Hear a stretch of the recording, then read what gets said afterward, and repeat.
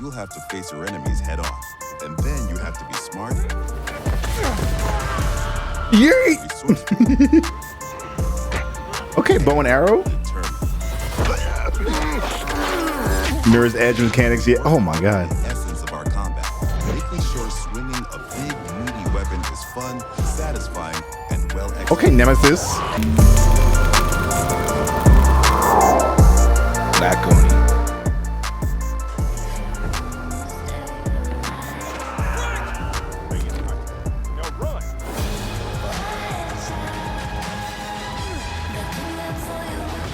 The frame rate's a little choppy. I don't know if that's because that's just the video. I think it is.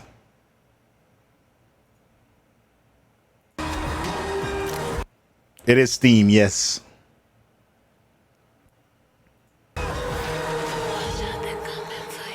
Okay, girl. Stay human. Is there? Hello, guys. Nice to meet you. I'm Leah, and this is Dying to Know.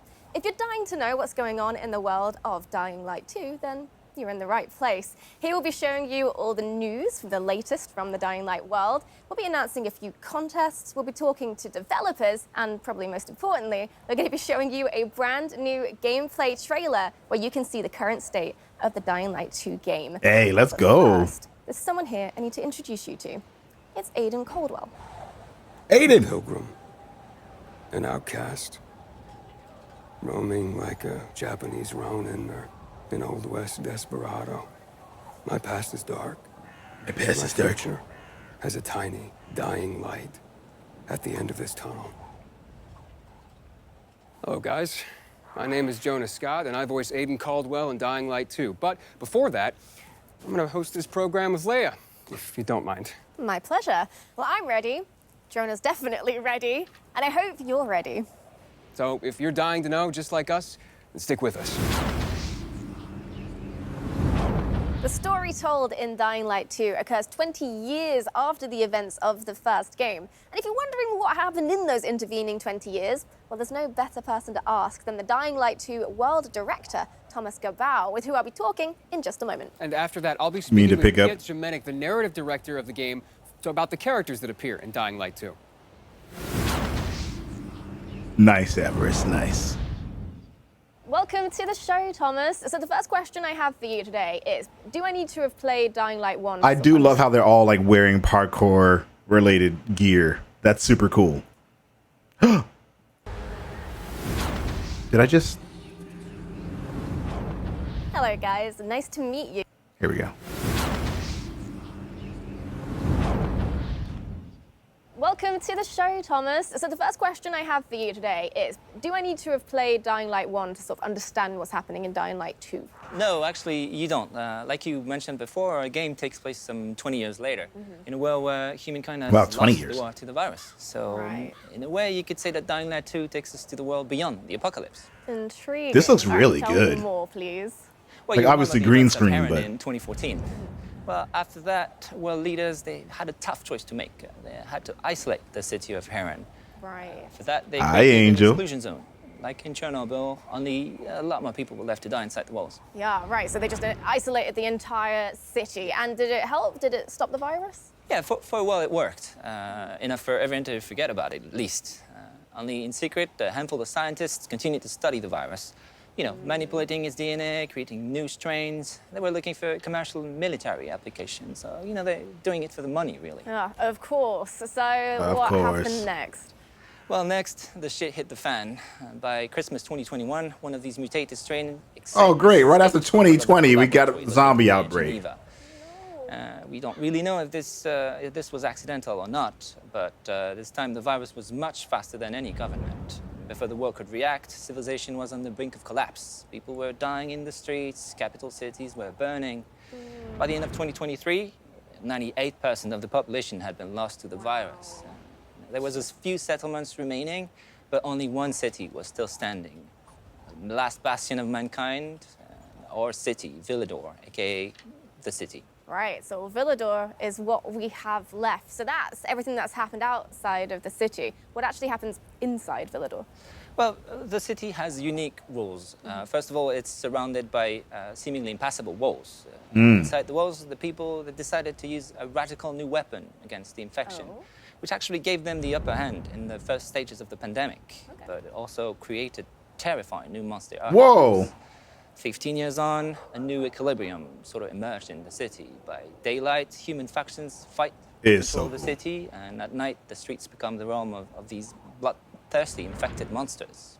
Great. Well, that is extremely interesting. Thank you very much, Thomas. And we'll be hearing more about the vibrant and fantastic city soon, I hope. But first, I think we need to hear a little bit more about the characters. Good times. Our second guest is a man of two industries, cinema and gaming. In a previous life, he wrote the hit HBO series Wataha? Wataha, yeah. Wataha. And then he Wataha. moved on to Techland to become a narrative director, Piotr Jamenek. Hi, guys. Thank you. So we have plenty of time to talk about the rest of the characters in Dying Light 2. There are tons of them. But today, I think we want to focus on Aiden Caldwell, the protagonist. You want to talk more about him? Or? Yeah, sure. So, Aiden, he's the member of Outcasts, you know, the group of people traveling through this dangerous world of Dying Light 2, called pilgrims, because he's looking for his relative, the person whom he lost many, many years ago, and that person is his only memory from the past, and the only answer to whom Aiden really is. Aiden is a really rich, deep character, very, very much cooler than I am. Oh, no, come on. I mean, he can run across buildings, jump from rooftop to rooftop, use all kinds of weapons. Yeah, well, you know, he didn't have much choice. This world is full of infected, bloodthirsty creatures, so he didn't have much choice, right? Oh, that's so The cool. weak die, the strong survive, and Aiden, he just has to be strong. But why did he come like that? Why him? That's the main question of the game, and the player will have opportunity also to decide how Aiden will evolve. Will he help the weak? Will it distract him from his main goal? Or maybe he will just strive to the end of his search as soon as possible. I can't imagine trying to survive or live in a city like that as a lone wolf by yourself without any kind of support. Well, he's not gonna be alone, you know. He will meet many people. But again, depending on the player choices, some of them will become his allies, but some of them will become his enemies. One of the group he will encounter are the Night Runners, the former special force officers who were sick of the army's cynicism and lack of concern for common people. But they were brave enough to help the people during the night. And the night, as you know, is pretty horrifying in the game. Yeah, so Aiden joins, Yeah, the night is joins the Night crazy. Runners. Oh, that's the question, my friend. The player will have to answer too. I won't spoil the pleasure of discovering Aiden's actions and true motivations, but what I can share with you is the fact that we really put big effort to make this character and many others complex and multidimensional. But there is so much more to be discovered during the game. Oh, that's fascinating. Can't wait to learn more. Thank you so much, Piotr. Thank you, thank you. I'm trying to see some more black people in these Before we games. watch the gameplay trailer of Dying Light 2 for the first time, we need to talk about something which is basically at the center of the Dying Light universe, which is The community. Over the past few years, Dying Light has amassed over 23 million players and a 95% positive review rating on Steam. which in Steam Talk is overwhelmingly positive. So Yes, it is. We'd like to take a few seconds and thank you guys. Thank you all for being on this journey with us. Thank you for sharing your love with others of Dying Light. And thank you for these great moments spent together. Dying Light 1 has some amazingly creative fans, which is fantastic, pardon the pun, because we're going to be starting a brand new contest which will combine your love of Dying Light with that same creativity. With the release date of Dying Light 2 drawing ever closer, we'd like to extend our hand and invite you to make the community a little bit bigger. If you find yourself skilled in the ways of visual arts, writing, or costumes and cosplay, please join the Dying Light universe. So check out dyinglightgame.com/contest, and if you win, there's a fantastic monetary prize on the line. But also, there's some other great rewards you could be in with a chance with winning as well. Like Platinum Edition of Dying Light. Look at this. This is the finest edition of Dying Light ever made. This is the Platinum Edition of Dying Light. This has every bit of content ever released for Dying Light in one place. It's massive. I mean, look at it.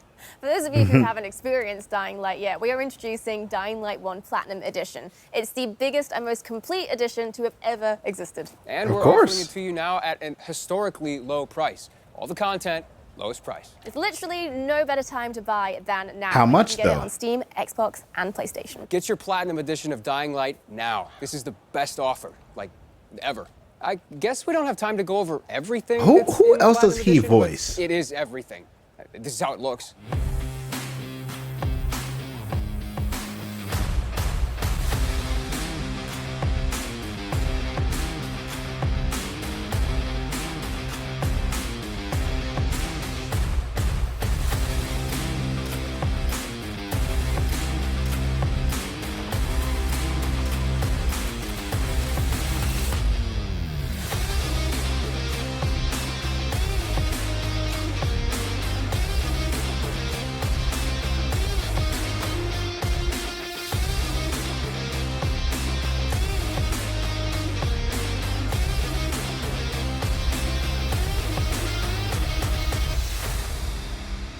Damn, shot him in the head. Okay, so I'm excited because you guys are in just a second gonna see the official gameplay trailer for Dying Light 2. And then after that, we're gonna interview some of the devs that made it possible. So, without further ado, here it is. The background looks so Hey sick. everyone, we've been quiet for some time. Since, Yes, you like have. the rest of the world, we had some unforeseen hurdles to clear. But the wait is over. Let's dive into the open world of Dying Light 2. You just rode that zombie. The last slice of Dying Light 2 showcased the mission from the main storyline. You get after those fuckers. You saw how your decisions influenced the narrative and notably changed the It environment. looked so sick. So sick. This time, we want to give you a broader look at the game and a sneak peek at some of the things we'll be talking about in upcoming months. The story. In Dying Light 2, you become Aiden Caldwell, an outsider trying to unravel a tangled mystery from his past. Its trail leads him to the city, probably the last bastion of mankind in the world. Shit!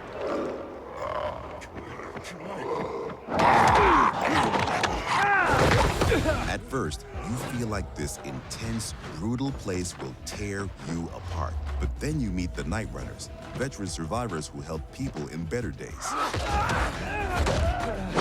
By the way, I'm Hagon. You were Nice. a night runner. You used to help people, remember? Night runners are gone. Finished. I wish you can play in third person as well if you wanted to. And That would be although it's sick. not entirely clear you can trust them, you need allies in the dark.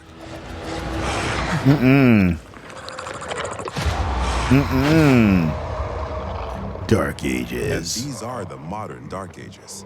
It's been 15 years since the apocalypse and the world has changed. The old civilization has fallen, but a new one has been built on its ashes. People fight desperately for scarce resources.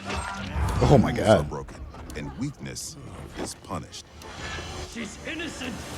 Three factions struggle for position in the city.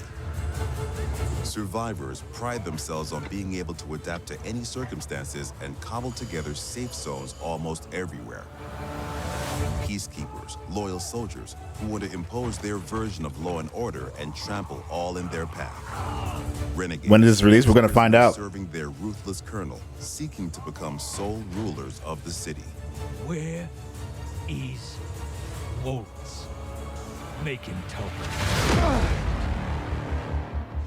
Use these factions to reach your goal. Help or harm them to reshape the city to your liking.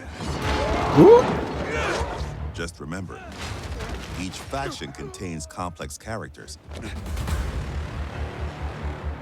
Nosy Parker, ain't ya? Got some kind of bad habit of yours? So, will you follow cold calculation or your heart? The bazaar needs good people. Help us and you'll find a home here. Some in the city offer no chance for an alliance. Bandits, outlaws, and common thugs live only to plunder and kill, plunging the streets into chaos. I like that you got blocking. Yet, So I'm pretty sure scares all of them equally. this one doesn't. Dying Light 1. Far Cry with zombies. Oh, if you never played Dying Light 1, you're in for a treat if you decide to buy it. I think you should buy it. Of the world. As the light fails, monsters crawl out of hiding to prey on the poor souls caught outside the safety of UV rays. Hordes of infected pour into the streets like decaying lava. The deadly spawn of 15 years of mutation and evolution.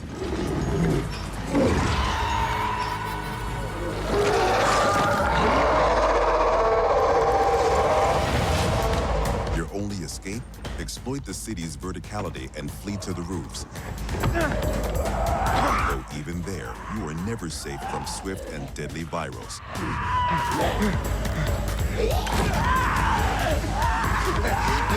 Or even greater threat.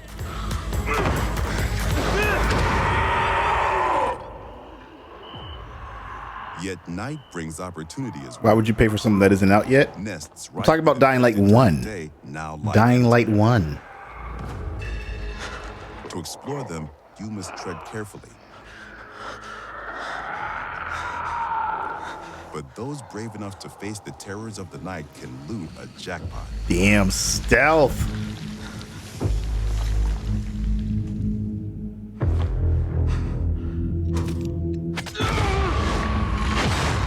What? Luckily, you have all the tools you need to survive. That's terrifying. But I added wall run into this shit though. Extraordinary parkour skills Was that allow in- you to navigate even the most treacherous. Was that in the E3 demo?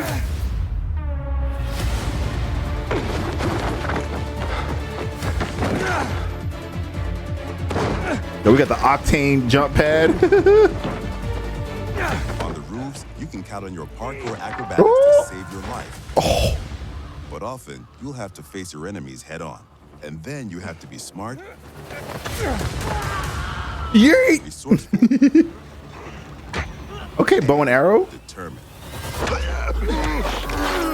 Mirror's Edge mechanics. Yeah. Oh my god. The essence of our combat, making sure swinging a big, meaty weapon is fun, satisfying, and well executed. Okay, Nemesis. But even the most Ooh. tactical as well. You have multiple ways to hone your skills. Oh, the grapple hook? That suits you best.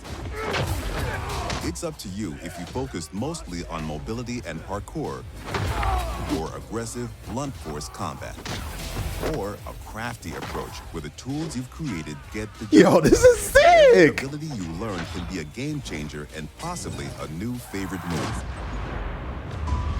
Yo. Things move fast and quick in Dying Light 2.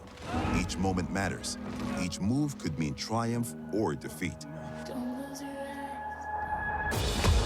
Choose your actions and friends carefully. Everything you do in the city can reshape the gameplay environment, change the course of the narrative, and decide the fate of the city's residents. But most importantly, you decide your own fate as well. You're about to turn. Make sure to stay human. So I assume there's some mechanic that's Extensive turning you into post-apocalyptic world. And I really like that device. one of the monsters. The life on the roof and then death on the streets. Yeah, like the intensity of the day and the night cycle together. It's almost like Dying Light 2 is two different games put together into one. Yeah, like despite all the brutality going on the ground floor, there's something about like the rooftops and the plants. It's cozy. Yeah, I kind of want to be there. But it does feel like You are decision there. is vital. Like your choices actually do have some consequences. Choices and consequences are incredibly vital to Dying Light 2's gameplay. And we're going to interview some devs and talk about some other very vital gameplay mechanics. Our next guest is Adrian Pizza-Szewski. Hi. Hi. Welcome, and that gameplay looked awesome. I know we can't wait to get our hands on it, but congrats. Yeah, for sure. It looks like you guys have a very unique world and a very unique game. Where y'all get your inspiration from? Oh, that was a research. We did a deep dive into the history of our world, and we found repetitive patterns. We found that people use the same behaviors in the past after the fall of civilization or after the fall of the nation that's supposed to be a backbone of our world. So our approach was super simple. We just copycat those behaviors and attitudes. We just did what they and did. Show you how our world would look like after the fall. However, it's kind of obvious that the main reason that civilization fall is virus pandemic or eventually the economical collapse. Yeah, that's basically obvious thing. But it's even darker if you connect those things with the research we did at the beginning of the production. So people will question everything. They're gonna blame everything and everyone that's supposed to guide us in our lives every day. So they're gonna blame governments, they're gonna blame law, they're gonna blame science, or even religion. Some people might ask themselves that, where was God when it happened to us, basically, you know?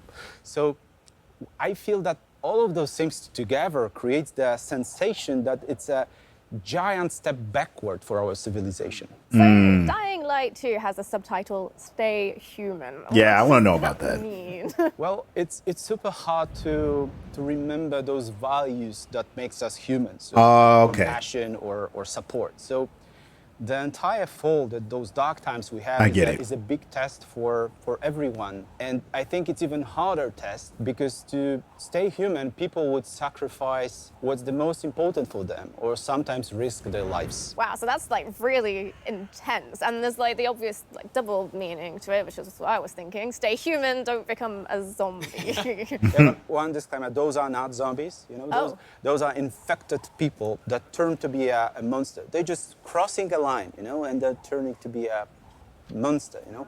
Because in Dying Light, we all infected. Yeah, we all wearing this biomarker, you know, Aiden. You're wearing this. I'm wearing this. That's a watch, actually, but you know that, you know. So that's the thing. So they're all infected. The challenge is to not cross this line at all costs. So that's the biggest challenge of staying human in this meaning. I see, yeah, not zombies. Interesting. People who've crossed the line. All right, well, fascinating. Thank you so much, Adrian. We're definitely going to be hearing from you again soon. Yeah, thank you so much. We have with us Katarzyna Tarnacka, the environmental art director. Hi. And we have game designer Michał Duzak. Hello. Man, So, that is hard choices to and pronounce. consequences. The Duzak. player has to make a choice, and they have to experience or endure the consequences. What does that mean?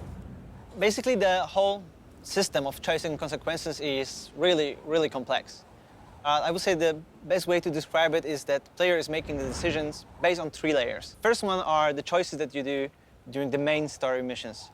And those big changes actually can change the whole game or even how the story ends. The second layer are choices that you do while the quests. And those choices can actually influence the mission itself. And the last one, the last layer is so-called city alignment system. And I, as an open world game designer, would like to focus on. Please do, go on. All right, so water and electricity are basically key to survive in every world. By restoring it, player can not only unlock the water or electricity in the area, but he can also, based on his decision, assign it to one of the factions, which will influence how the district looks like or who's going to live inside of it. But it also, what is pretty more important for a player, unlock new tools for him, like unique tools for each factions, like Wonton 2 Fried, thank you for the follow. Trampoline. That player can use in exploration to deal with bandits or infected, or simply to move faster through the city. So basically, based on your choices, you shape the game environment, which gives you a different experience every time you start a new game. And what is worth mentioning here that Dying Light 2 is playable up to 4 co-op players. So you can host the game or join other players and see how their choices came up differently to your own. Interesting. Yeah, that's One cool. thing I'm really curious about, though, night versus day. How does the gameplay differ from the night and the day? Well, the short answer is that day is for humans and night is for the monsters. But to describe it a little bit better, I would say that during the day, humans, factions bandits or survivors scavenging the city and searching for some scraps or someone who might have them. And this is the best time for a player to explore the city, meet its citizens, learn the stories, day-to-day agenda, or even simply help them in a quest or open world activities to survive those dark ages. Yeah, and that sounds quite pleasant, but I'm guessing night changes everything. Exactly, exactly. During the night, all the infected get out of the buildings, and compared to the Dying Light 1, the night is gonna be even more intense this time. Intense in terms of the amount of enemies, their new types, and new, more aggressive behaviors. And what is important, this time night can mean also opportunity. An opportunity for the players who are courage and skilled enough to use the fact that all the infected are outside and buildings are accessible to explore them and search for the most valuable loot in the game. Takashita, you're responsible for the post-apocalyptic look That makes of the sense. city. Can you tell us a little bit how about the city became to look that way? Yes, I guess the important thing to realize is in 2025, a decision was made to use a chemical attack to stop the spread of the Haran virus. And the result is a tight ring of chemically active areas around the city. Some of the chemicals have gotten into the groundwater and spread under the surface, killing every living plant and every living thing in its reach. What it means for the city is that the street levels are virtually dead. The soil is unable to sustain any life, any plant, and the street level is a domain of the monsters, just decaying in every aspect. Wow, so it sounds like there's just no healthy organic life down there at all. Not really. The survival on the street level is pretty tough. So the common people are just visitors there, but the life prevailed. It moved up to the rooftops. And this is where the plants are flourishing and blooming in the post-apocalyptic landscape. And this is where people build and develop the new world of... Damn, her art is great.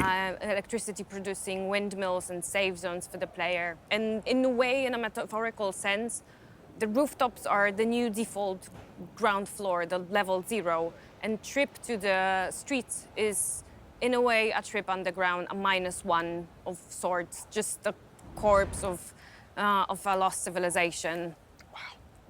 Yeah, that's, to say the least. I can't imagine being a citizen living in that city, let alone being a player, and how challenging that's going to be. Yeah, and hold that thought. Thank you very much for joining us today, but it's now time to introduce our next guests.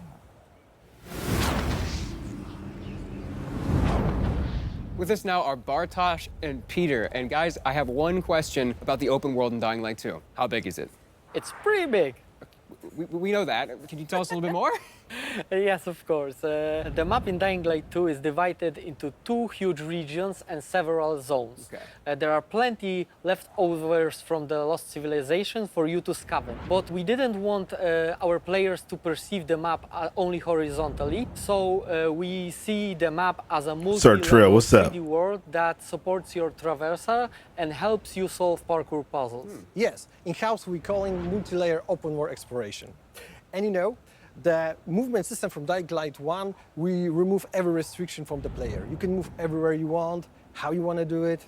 And when I think about it, I think that was a big challenge for us to create the geometry that supports all of that. And we did it, and I think we did it well. Doing the same thing in Dying Light 2 wasn't our goal. We want to make one or more steps. No, well, it's old by today's standard. Player expectation. That's why we doubled the number of parkour moves. Doubled, and I mean, it's not like there was a shortage in Dying Light 1, so what? This was revealed today, wasn't it? Parkour is essential there. We improve it. We double the number of parkour moves. The players will see over 3,000 different parkour animations, from the basic move, through the tricks, to the small little tasty details there that you can see it. Okay, well, unfortunately, I'm gonna have to stop you there, but don't hate Let me just make sure I'm not crazy. This was... Yeah, this was today. This isn't old. This is literally today. Come on. Next episode, we're going to be talking more about parkour and how the team have managed to make an authentic urban running experience in Dying Light 2. Thank you guys so much for the information. Bartosz, Peter, it's been a pleasure. Thank you. Oh, no. It was revealed in 2019, I believe. I think it was supposed to come out in 2020, but they had to delay it till 2021, until this year. So it's closer to release now.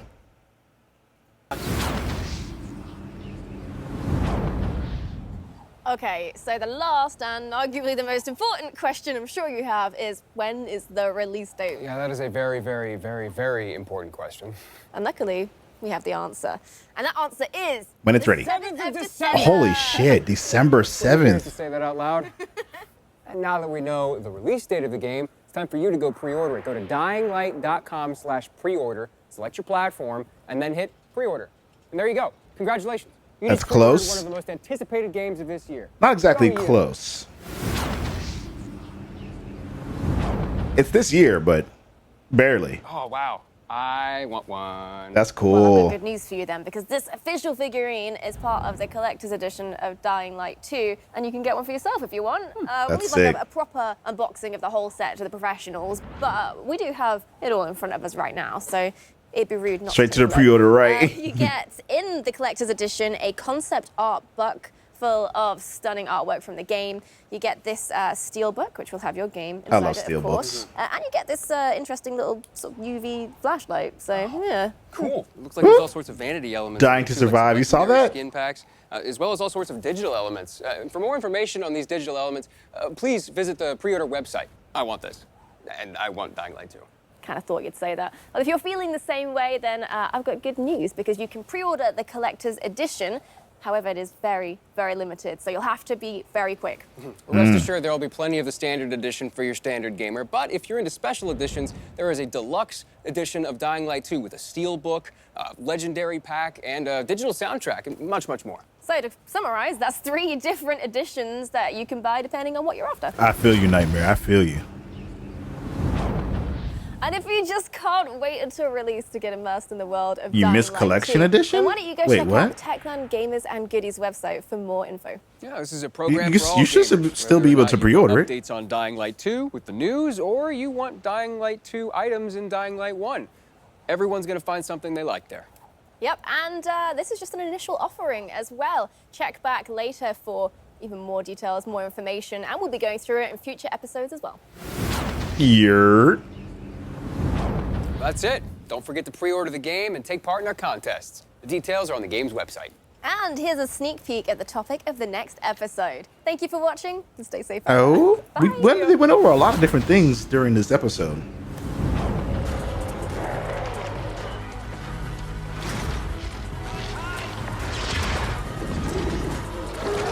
Ugh.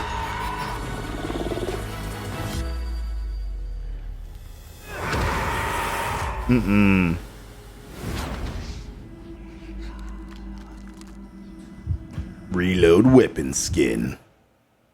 Sick. That's Dying Light 2, y'all.